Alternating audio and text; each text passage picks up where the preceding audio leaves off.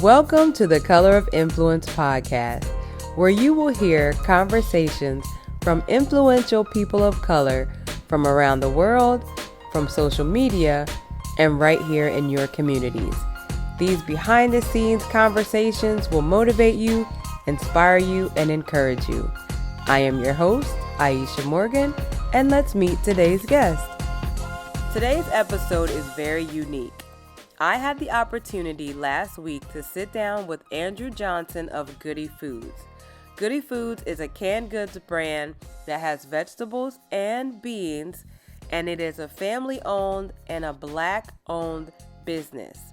Now, Andrew and I were live last week on Instagram, and not only did we record the live, but we also recorded for the podcast.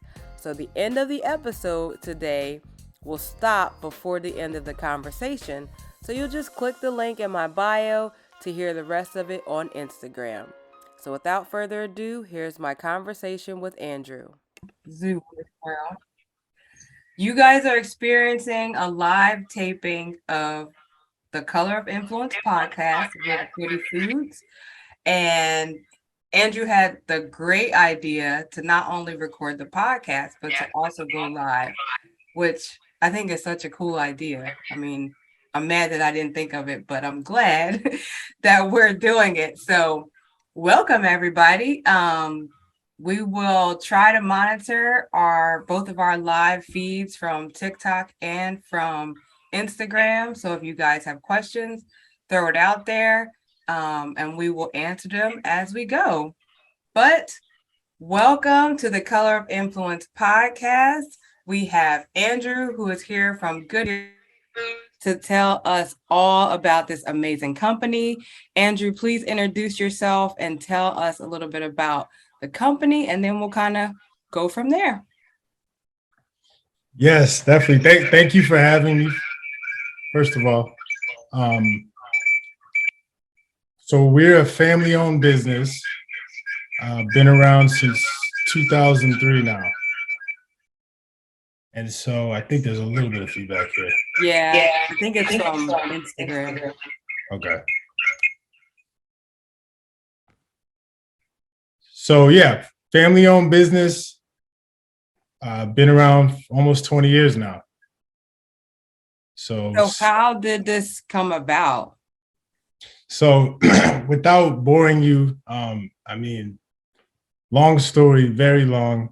So my father started this company in 2003 after working about 35 years in the pharmaceutical industry.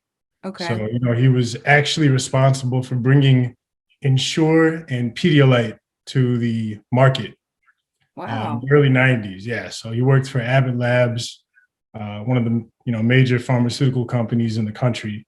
Okay. And from there, did about 35 years. And at a certain point, he said, I want to start my own business. And if you ask him, rest in peace, my father passed this past July. Okay. So about 2 months ago. So you can imagine it's been a very tough transition over here, but he would have wanted us to maintain and continue as we are. And so, basically what happened is in 2003, he won a government contract to supply all of the WIC centers around the country. So through the USDA. Mm-hmm. And so in Chicago specifically, there's across the country, there's food deserts, but in Chicago specifically on the South side and West side, there's a huge gap of just healthy available options, grocery stores. And so what they did is the USDA came in and said, look, we're going to put these WIC centers, women and infant children, grocery stores around these food deserts so people can have healthy options. And so if you're, women with a child under the age of 5, you're eligible to participate in the WIC program. And so you can go to these grocery stores and everything's WIC approved. So you don't have to think twice about it as opposed to going to a traditional retail. If you're on WIC or SNAP, that struggle, because sometimes you got to look for the signs, you got to see what's WIC approved. So it kind of just made it easy. Everything is WIC approved. So we were supplying, starting off fresh produce. We were doing frozen, cereals, baby food, anything, you can imagine. If you went to your local Walmart, we were supplying the whole grocery store. So Okay. as you can imagine, we called it the golden age for our company, because it wasn't much to do as far as marketing, especially when you win those government contracts. Right. And unfortunately, we are the first Black-owned food brand to be approved by the USDA for WIC. Wow. And so that's kind of how we made our mark in the food industry Yeah. over the last 20 years. And essentially what happened from there, we supplied the WIC centers, about 25 stores over 4 or 5 years. And at a certain point around 2008, my dad said, hey, let's start our own brand. We're supplying all these folks. It's been consistent. Clearly, we've been able to build our reputation up as reliable suppliers. And so, like that's number one. As far as being in the grocery store, I can tell you, I don't know any folks out here trying to start their own business or get into the food industry. The number one issue the grocery buyer will have, even over not selling, just low sales, is being out of stock. So being a reliable supplier and even if it's sitting there, you'd rather have your product at least sitting there on the shelf than not selling. So my dad said, hey, let's start a brand, Goode Foods. And we were able to find a really, really nice partner of farmers here in the Midwest region. So we use a co-op of farmers, great family-owned farmers, about an hour outside of Minneapolis. So everything is U.S. grown, non-GMO, if you're not familiar with the product. So we do, kidney beans, pinto, garbanzo, black bean, corn, peas, green beans, and mixed vegetables. Okay. And so we started with a local grocer called Jewel Osco, who's been a tremendous partner for us. Jewel Osco is part of the Albertsons family, if you're not familiar with that chain. So we started supplying them as we were also doing this WIC business. Okay. And it kind of went like that for a couple of years. And kind of what happened recently, if you kind of been reading the news and folks who are really into USDA programs, a new program called SNAP EBT was introduced. Right. So now kind of what happened is that these moms, these women didn't have to go to these WIC centers anymore. They could go to the local grocery store. And then especially in Chicago, over the last decade, the city has noticed, okay, hey, these are real food deserts. We got to get a store in here. So, there's a Whole Foods now in some of these areas. There's a Jewel Osco, Albertsons, Kroger, to kind of fulfill that need. And so a lot of the WIC business fell off in general because they're like, I don't want to go to the WIC center, right? I want to go to the grocery store like everybody else and, feel like a normal shopper in that standpoint. So immediately we had to pivot. As you can imagine, our whole business was kind of based on that contract. And what I kind of did is I came in. When you're in a family business, you're kind of born into it. So I'd always been doing things here and there. I actually, I graduated from Loyola University, Chicago, and immediately went into management for Sony Red. Sony's Chicago music management division. And while I was doing that, I was also, doing marketing for them. And as my dad kind of went into retail, I started helping him market, right? He's someone, rest in peace, didn't necessarily believe in the internet. He was kind of slow, real old school mentality, genius, just salesman in business and operations, but did not necessarily believe in social media and this whole online world. Yeah. And so I came in, and as you can imagine, when you're in retail, it's all about the brand. It's all about letting people know. And so we were kind of, the last 4 or 5 years, we've been transitioning really from a government contract-based company, to retail. Okay. And so now, a lot of folks in the city, they've been growing up on Goode Foods and our baby food for the last 15, 20 years. And if you come to the city, a lot of folks who, are now in their adulthood or later, 30s, 40s, even 50s, if you ask them about Goode Foods, they'll say, oh yeah, that's a government item. I used to get that at WIC. But then there's a new age of folks who are like, oh, I had no idea that you guys were in the government aspect. And I just know about you guys at Kroger and Meyer and Walmart. Right. Thank you. Yeah, I did. Yeah, I was, very excited. Thank you for, inviting us on here. And, I'm glad to see you doing your thing on your podcast. Thank you. And I'm glad we were able to connect. So, yeah, we got into, this Jewel Osco, about 200 stores. And we were in there, in the Marianos too, if you're in the Chicagoland, which is the Kroger division for Chicago. It's called Marianos. So we were in Jewel Osco and Marianos for years, and just maintaining that business as the WIC business kind of fell off. And so kind of what happened was another unfortunate couple of events. One we all know about, COVID. Right. COVID hit.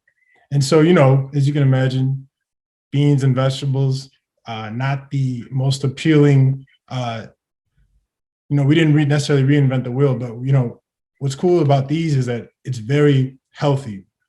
So one thing we made sure of is our farmers, they don't use any pesticides. Everything is all natural, non-GMO, no sugar added. The cans are even BPA free. We test everything, annually.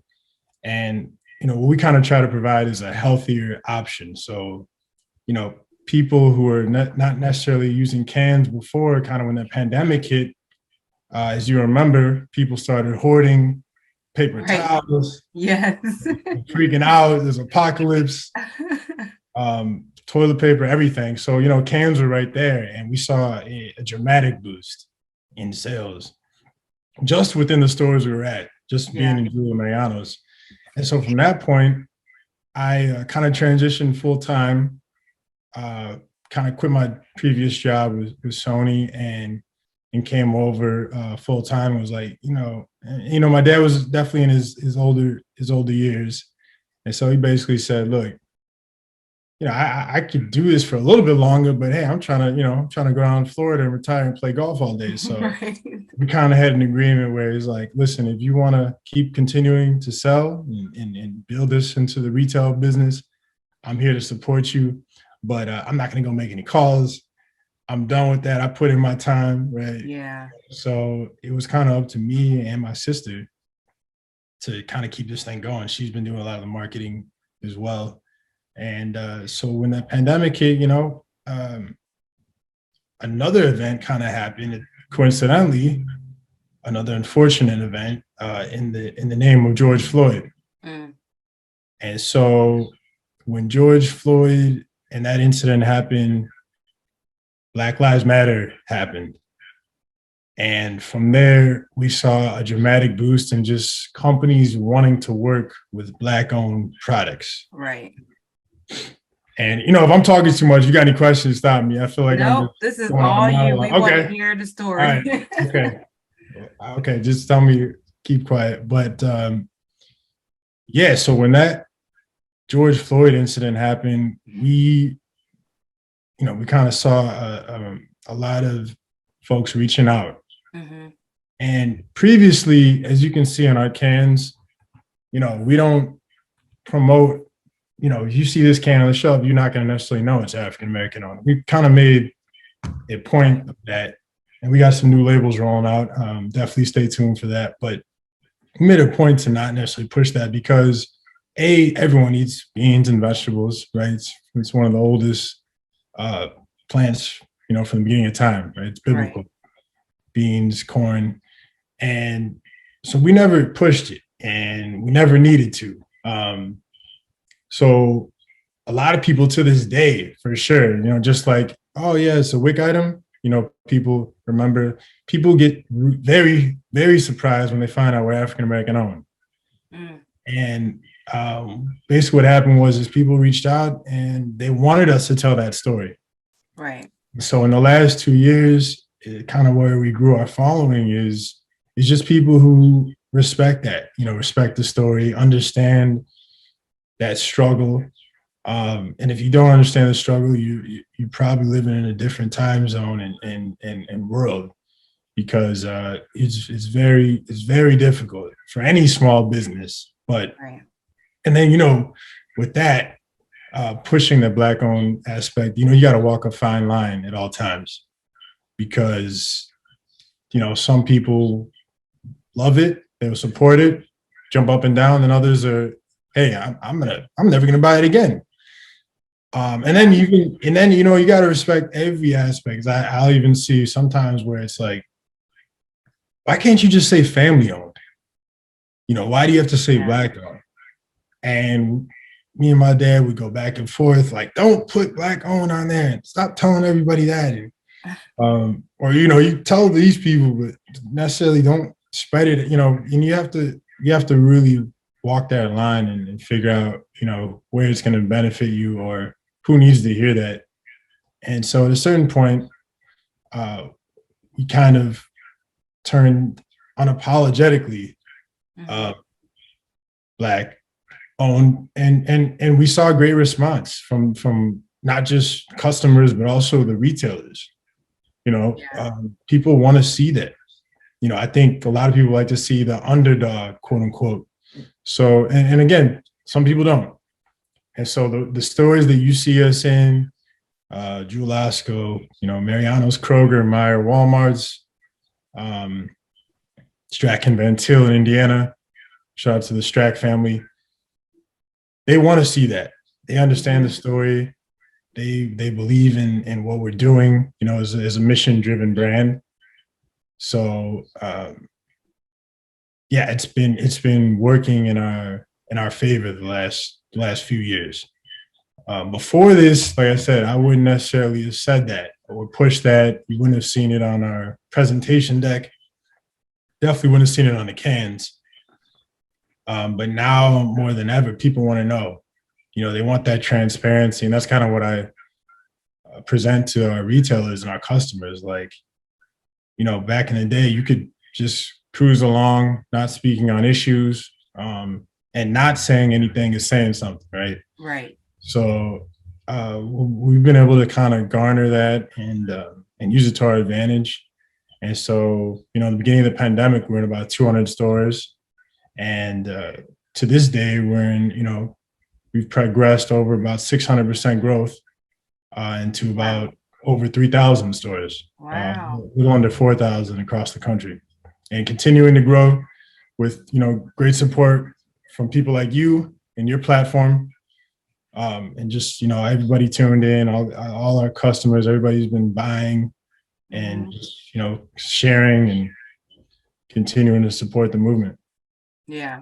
And I will say, there was a couple of pages that I follow that were promoting the brand, because I didn't know that it was Black owned. So it was in Kroger here in Houston. And, you see foods and you see brands, and when everything came out, like about Aunt Jemima and all these things, like, these are not Black owned companies, but they use a Black owned, a Black face. Right. You kind of just, now it's like kind of muddled. Like, you don't know who's the person in the back right that owns these companies. So one of the pages, Target While Black, she started promoting it. And then a friend of mine who's a vegan have bought some products, and then he was cooking a recipe, with the brand. And then I follow like a bunch of Black owned business pages, just like generic, like support Black business and that type of thing. And they would repost like videos that you had on your Instagram. So just those things alone, like, it's good to see a Black person in that space. Yes. Because it's not like a very big space, number one. And then to have like a Black owned company that you can support that is better than these other companies, it's refreshing. It's good. We do want to know that you guys own this, like the face behind it, because we want to support, whether you need our support or not, we're going to support. Oh, we need it. We need all the support we get.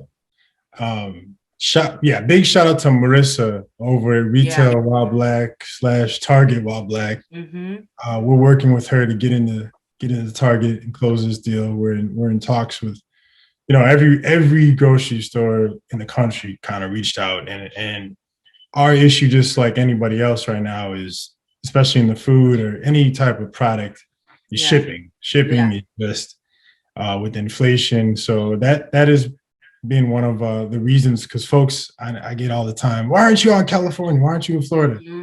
Why aren't you in Boston? It's because it's insanely pricey to ship out there. Can't make any money, can't make any profit. And, cans are, specifically in the grocery industry, one of the slimmest margins as far as categories. So every little penny counts. Right. And, but, the cool thing is we are kind of in this Midwest, Southern, Southeast market. So about as far as north as Wisconsin, and as south as Galveston, Texas. And I'm glad to hear you picked this up in Houston, because that's where our roots are, in that Galveston, Houston area. All my family. Cool. Yep. Yeah. As a matter of fact, we'll be down there for Thanksgiving. My father, we just buried my father down in Galveston. So deep roots in that area. But even then, whereas east is Virginia. Okay. So, and everywhere in between. So stay tuned. You definitely want to be in Florida and definitely out west. As soon as these shipping costs come down, I need to start a trucking company. Right. Guys are charging me. Yeah. So. I mean, you say that, but like there are a lot of people who do that for that reason, because not necessarily like a trucking company, but start things to kind of help their business on their own. Now, with the increase in the number of stores that y'all have been in, have you had issues with your supply, or is it pretty consistent, steady for you? Yeah, we've been, if you ask Jewel Osco here in Chicago, this is a quote. They said we were one of the best, most reliable suppliers during this pandemic, which means a lot. Definitely one of the smaller companies on the shelf. So for them to say that let us know, hey, we were busting our tail to get them that product every day, whether it was cutting different truckers loose, following up, just, tracking folks, where you at, truckers just showing up, leaving a minute later because the gate's not open, all types of nonsense. Yeah.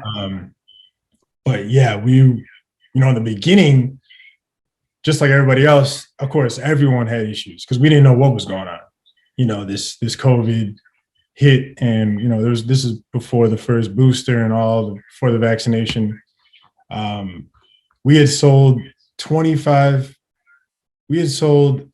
all of our allocation within the first 3 months for the year. So each year we have to meet with our farmers, like, hey, we think we're going to do this much in sales, or we're going to do this much. We need this much product. We're going to be expanding here. Can you do it? Can you not? What are you short on?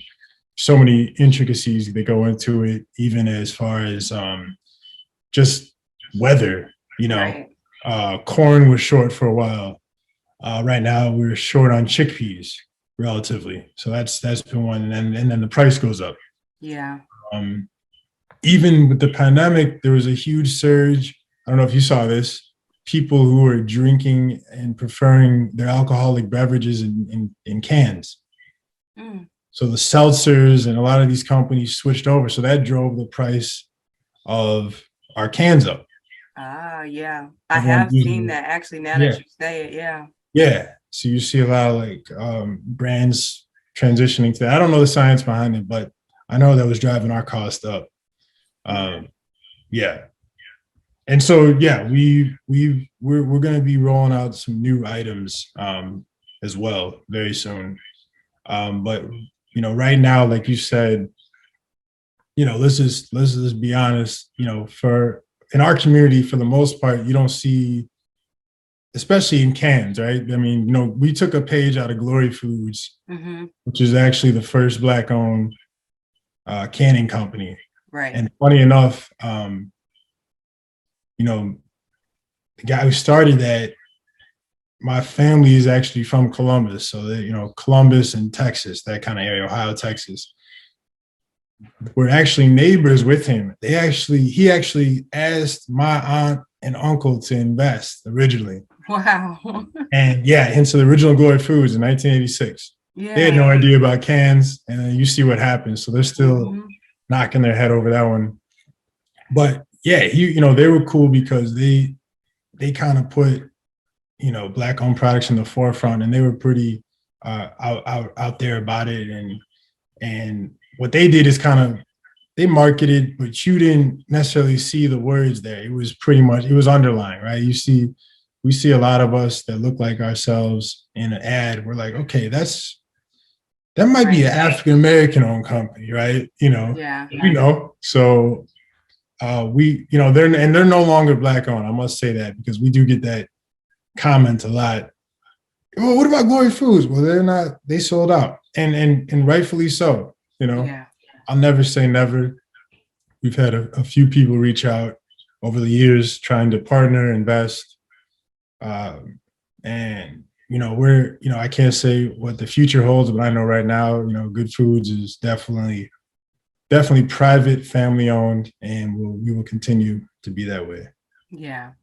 Yeah. And y'all been doing a great job. I mean, for you to be in business since 2003, and now you're expanding and your reach is so much further now. And your name, to me, from the pages that I follow, is kind of like a staple. Like, I follow a lot of cooking pages and vegan pages, and wow, thank you. Yeah, and Instagram, like, if you like something that has like somebody's name or something, they just push out those videos to you. So that could be why I see a lot of them. You keep saying that's right. Yeah. So I'm just like, in the short time that I've known about the company, I've just seen it exponentially all over social media. So, it's been great. Yeah. No, there's a reason for that. That's not coincident. That's not a coincidence. We've been strategically trying to push online because that's where folks are. Yeah. Especially during the pandemic, right? I mean, what do we touch our phone once every 10 minutes? That probably, that stat was in before the pandemic. So it probably is increased every couple minutes, man. Right. Exactly. So it's like, you got to be where the folks are. Yeah. Instagram specifically that's why, me and my dad always talk 20 years ago, especially as a brand, not as a government item contract based product, but as a brand. I don't know if we could have existed as a private family owned company. Just the cost of marketing was insane. You have to, and originally when we started, we had to do a lot of that craziness, put up a lot of money for a big old billboard on the side of the highway, TV ads, which were insanely expensive. Right. But as these apps came along, Instagram, TikTok, Instacart, which has been great for us. So folks ordering, delivering, it's underpriced attention. So, now there's it's no excuse, if you got a brand or you got a product or an idea, you got to get out there and just push it. Yeah. And so I'm glad to hear that you've been seeing us, because we've been strategically trying to push and get into the right places where the right people are seeing us online. Yeah. So from here, I mean, obviously, like I said, I've seen y'all all over social media. What is your ideal goal for Goode Foods in the next 5 years? The next 5 years, put me on the spot, but no, we're going to continue to grow. Like I said, I want to be in California. Yeah. There's a lot of supporters. And for us, not to really just keep hitting on the race aspect, but for us, we really do sell in the suburban, higher educated, higher income areas, and that transcends race, whatever race you are. But we typically, if you look at our stores where Goode Foods is selling, it's these are upper scale areas, just because folks who are, looking at the label, okay, no sugar added, relatively Right. low sodium, and they care about what's in there. And Mm-hmm. you'll see, some of our competitors who I'm not gonna bash online, but I have before. No, but you'll see that there is a lot of things added. And Yes. you know what? Right now, I could go to my farmers. I could go to our farmers right now and say, you know what? Can you just add all that sugar like everybody else does? And two things would happen. A, our price would go dramatically down, and then you would see us on the shelf, very lower price at a much lower price. But then we wouldn't be WIC approved. We wouldn't be able to get certified. We wouldn't have that healthy aspect. Right. And especially in our community, in our communities in general, America, whoever you are, the level of like diabetes Mm-hmm. and cardiovascular diseases, it's been at an epidemic point. So that's kind of how we push our mission is like, we're gonna come in here with some convenient, affordable, and healthy. Yeah. And so now, like you said, your friend was vegan. We're hitting that the whole plant-based vegan crowd. Some people don't want to sit around and cook beans all day. It takes a minute. And Yes, it does. anybody who's tried ours, you'll know it tastes fresh. The corn, if you haven't tried the corn yet, it's not, unfortunately, and I'm working with the Kroger buyer, don't worry.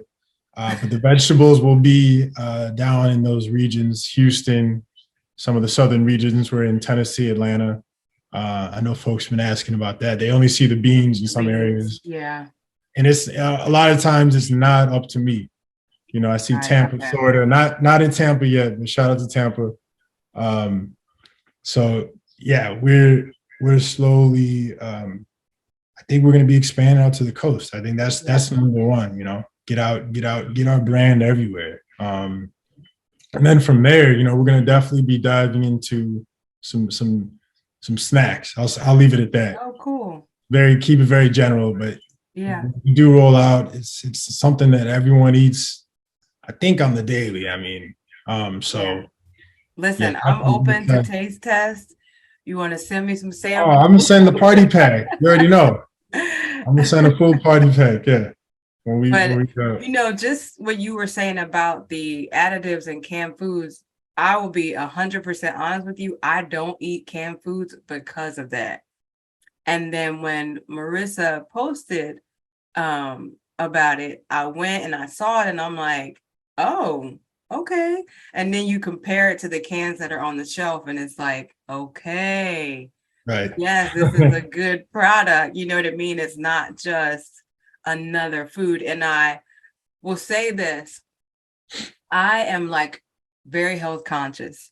And so what I've noticed personally, companies that are Black owned are very cognizant of what they put in their items, whether it be food or cosmetics, but especially food.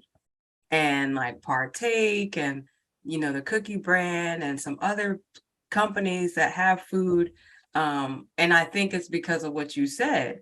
Like we have so many health issues in our families and because of our culture and how we eat, that we are more health conscious about what we put in our bodies and our foods and stuff. So I do appreciate the fact that you guys are clean and have great tasting food in a can, which is not, statistically out there for us. So Yeah. Oh yeah. I know there's a stigma, and I love that reaction. People, I gave up canned foods, when I was on WIC or when I was growing up, and when they tried, oh, this is, the corn is crunchy, like it came fresh off the cob, yeah.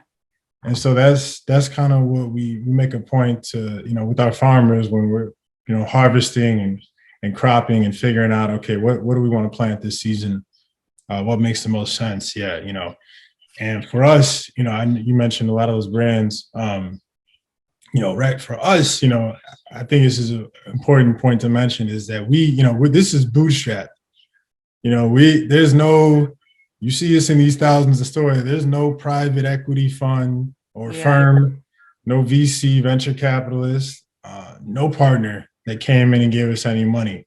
And shout out to anybody who gets that, because hey, we might need it sometime soon. But I think, for us to get to this point without any backing, just family, Yeah. It's, we have 2 staff members that are not family. Wow. Everyone else is family. Yeah, that's great. And so I think that's what also kind of attracts people to this story is, we keep it in house for now. And we're able to get to this point, without no celebrity, endorsement. Beyonce's watching. I'd love to send her some cans, right? But, we didn't get that. This is like going on Instagram and just hustling, posting, sending it out to the right folks. Marissa, at Retail While Black, she's been amazing. And just, awesome influencers and partners. Yeah. And short period of time, I think that you guys have done an amazing job using your social media. And I look forward to you expanding into other products, into other areas. And, just hearing your story, because you did keep it in the family and you guys are flourishing as a Black-owned, very white space. Yes. Congratulations on that. Thank you. Appreciate that. Yeah. I think that's one of the, like I said, kind of to reiterate, and I love everybody that's doing their thing. I encourage everybody, whatever, but, for the most part, I mean, this is really difficult to get in, can space. And so shout out to everyone that's doing, the sauces and the syrups. But I love to see us in spaces where it's not common. Right. Exactly. Just whatever that may be, from, presidents to, lawyers to, right.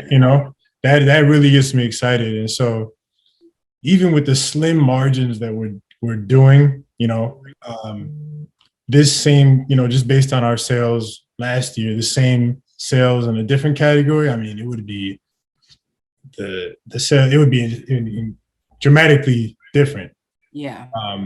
But I think what you kind of said is just hearing comments like you just keeping us going. Like, hey, we're trying to own this. We're trying to battle the big green giant, bushes, Goya Foods. Right. And, Goya kind of made you make a decision, in the beginning of the pandemic with, the guy in the office. So, we're slowly breaking into these markets and taking market share. And so with your support, so I appreciate it. Well, I appreciate you, and I thank you for coming up and sharing your story. Love hearing. I know you guys want to hear the rest of this conversation, so click the link in my bio to head over to Instagram and check out the rest of the live. And that's a wrap on another amazing episode. I know that you were just as inspired as I was after listening to that conversation. And to let us know how we're doing, don't forget to leave us a review, like, share, and subscribe to the podcast. You can also follow us on all social media platforms, from YouTube to Facebook, at The Color of Influence, and on Instagram, the_color_of_influence. You can check out all of our episodes and additional content on our website, thecolorofinfluence.com. And that's an N only for influence. And don't forget to share the podcast with someone you know, and have them share the podcast with someone they know.